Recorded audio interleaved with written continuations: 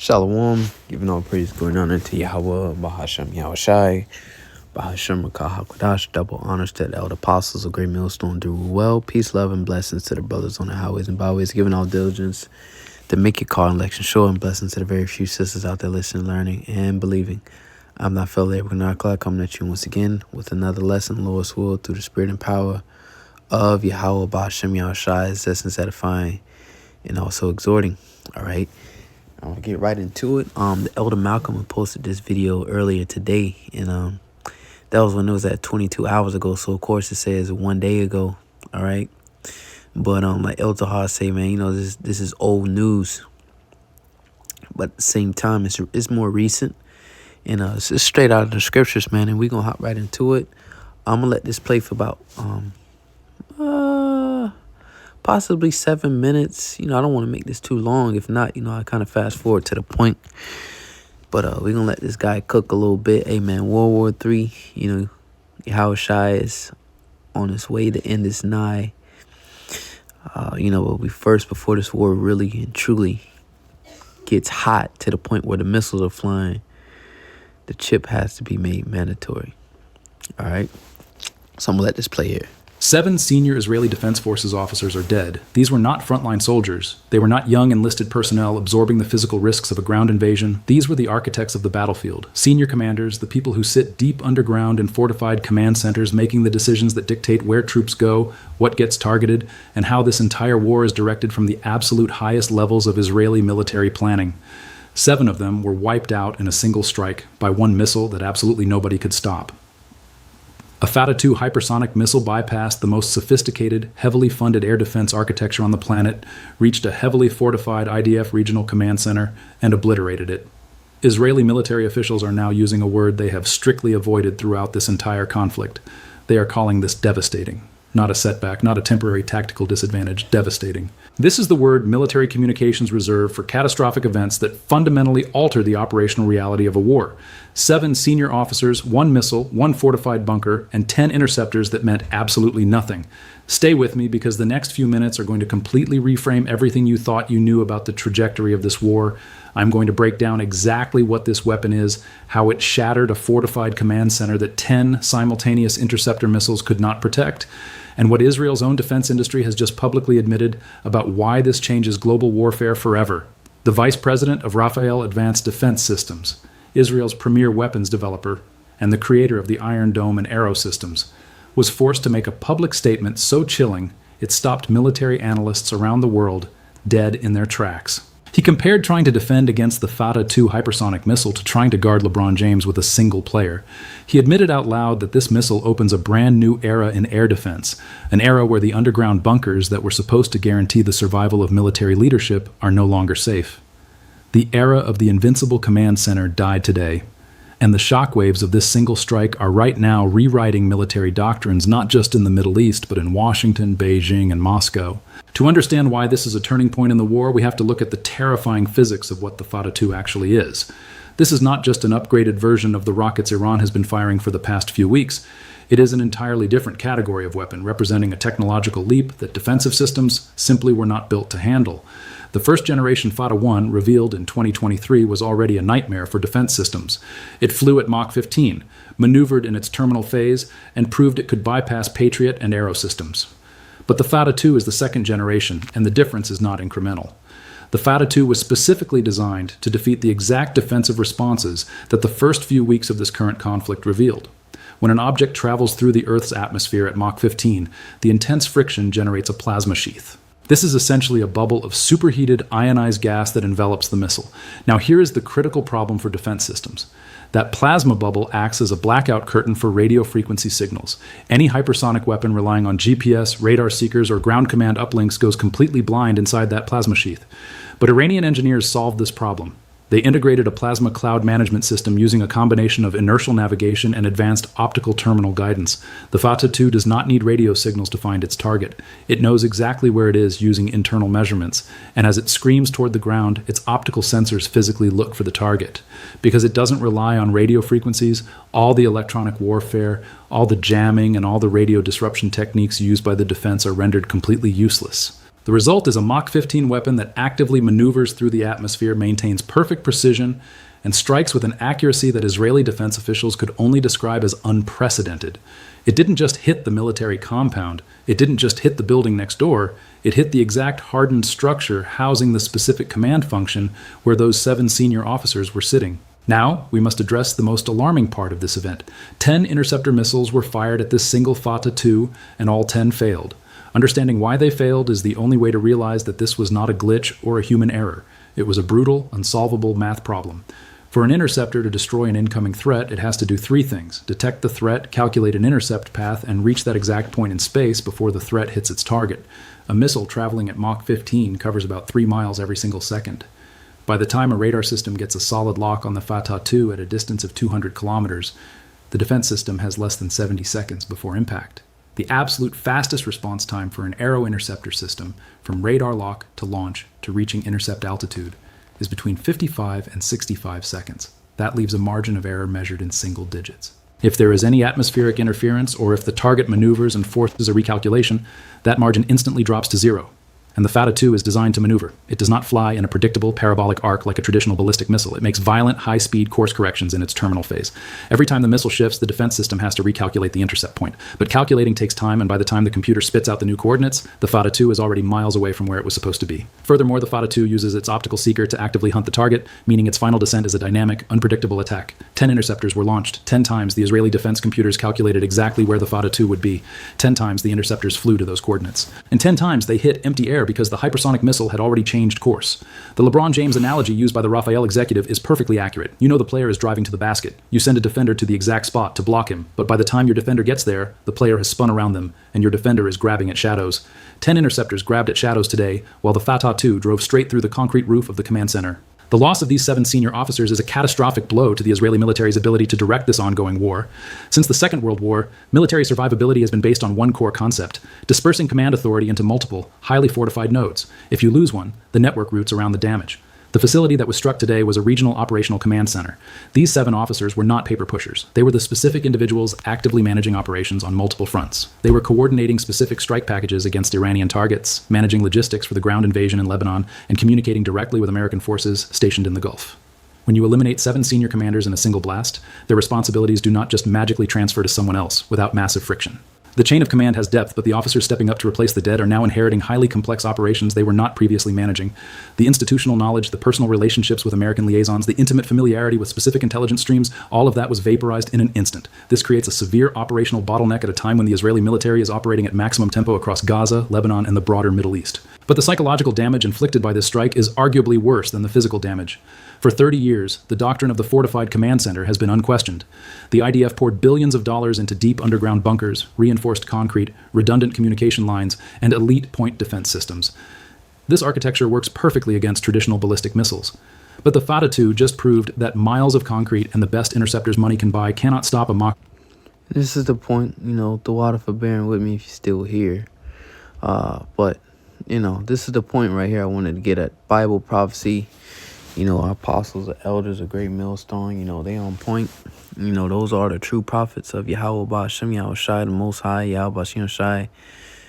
Truly sent those men, Again, that's why we give double honors to the elders, apostles at Great Millstone, because everything they taught us, everything they spoke is now playing out, man. All right. It's been, they've been playing out, but these last final prophecies, all right, is I can literally say word for word, from these analysts and everything that's going on is happening. All right, so this is the point right here.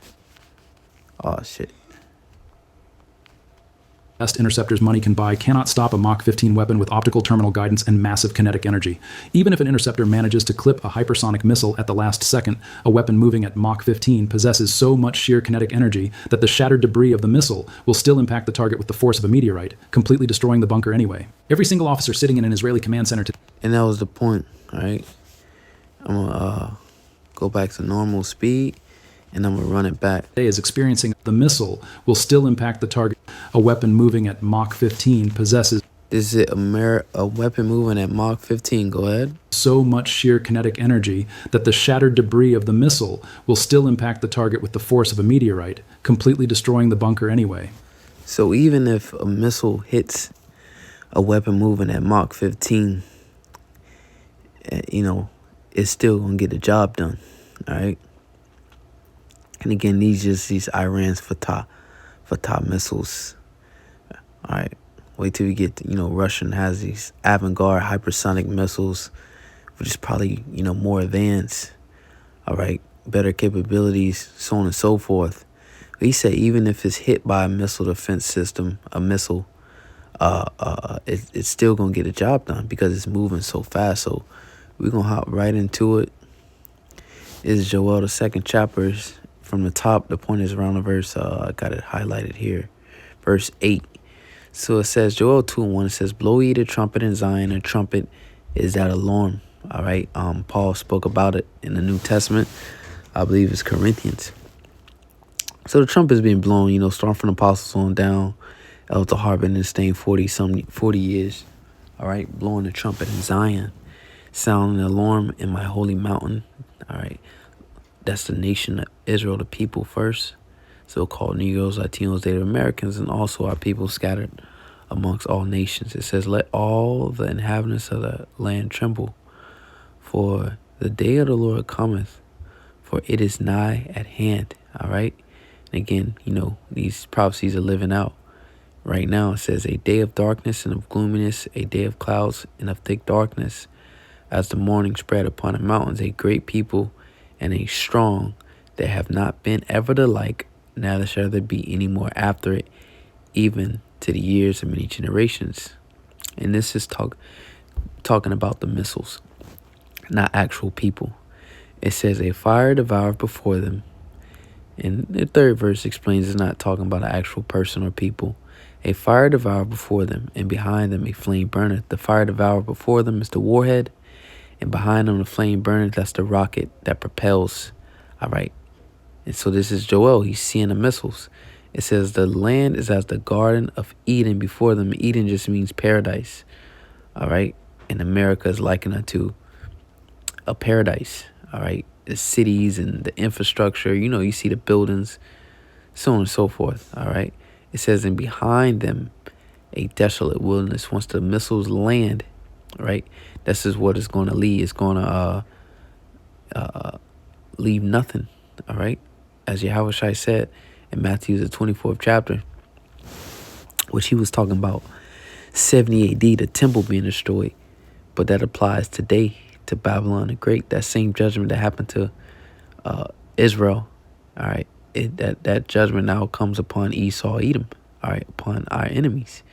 It says, yea, and nothing shall escape them. So when those missiles land and that heat wave go out, ain't nothing going to be able to escape them. It says the appearance of them is as the appearance of horses, and as horsemen, so shall they run. All right. So here it is again. It's parabolic. Okay. Because first it described them as people. Then it say behind them a flame burneth. All right. It says, and horsemen, so shall they run. That's that power. All right. It says, like the noise of a chariot on the tops of a mountain shall they leap. Like the noise of a flame of fire that devoureth the stubble. And you can see when the missiles take off, it's like they leaping, man. It's like they literally, that arching, motion. It's like they're leaping. It's like the noise of a flame of fire that devoureth the stubble.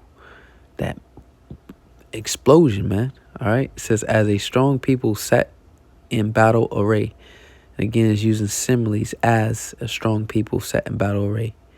Before their face, the people shall be much pained. All faces shall gather blackness. They shall run like mighty men. And again, these not men, because it's saying like. They shall climb the wall like men of war, the missile defense systems. All right. And they shall march everyone on his way, and they shall not break their ranks. All right, they're going to go to that GPS location that was programmed to go to. It says, neither shall one thrust another. They shall walk every one in his path. And when they fall upon the sword, they shall not be wounded. All right, that's the point I wanted to get at. They shall not be wounded. Shoot, is a look what NLT says to the left. They never jostle each other. Each moves in exactly the right position. They break through defenses without missing a step. Come on, man.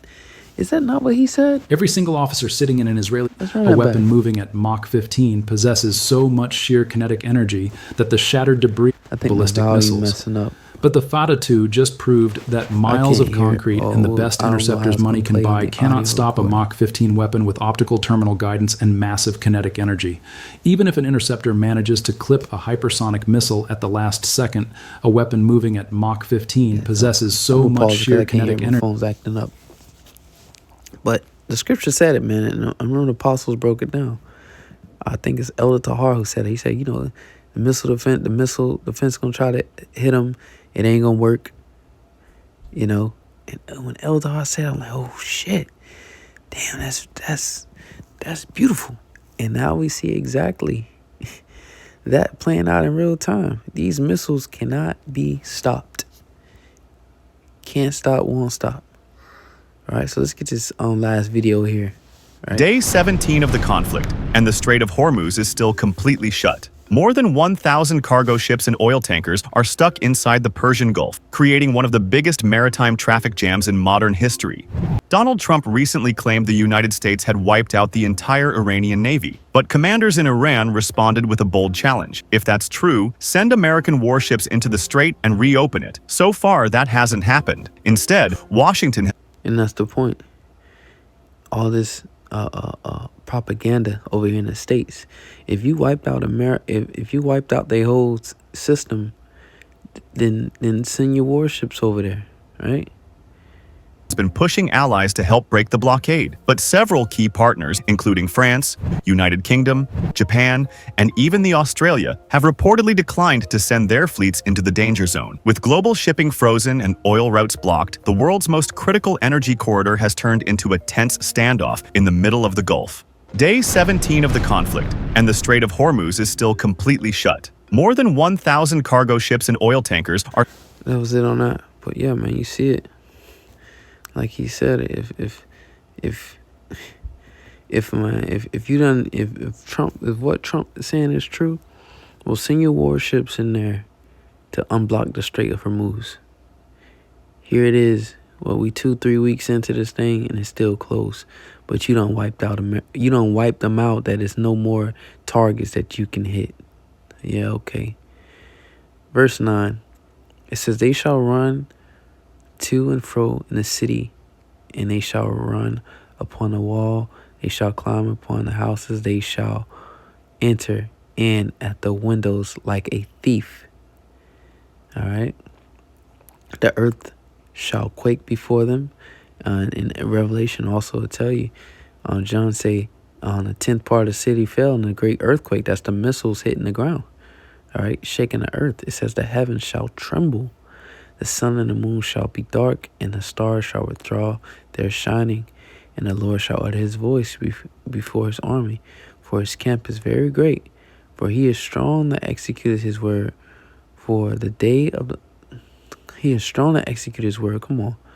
For the day of the Lord is great and very terrible. Who can abide it? All right. So that's pretty much it. Let's get close out with one precept. Ruleth. Bear with me. Kingdom of men. Daniel's 4:17. Just wanted to make sure. So this is the book of Daniel. Chapter 4. Verse 17.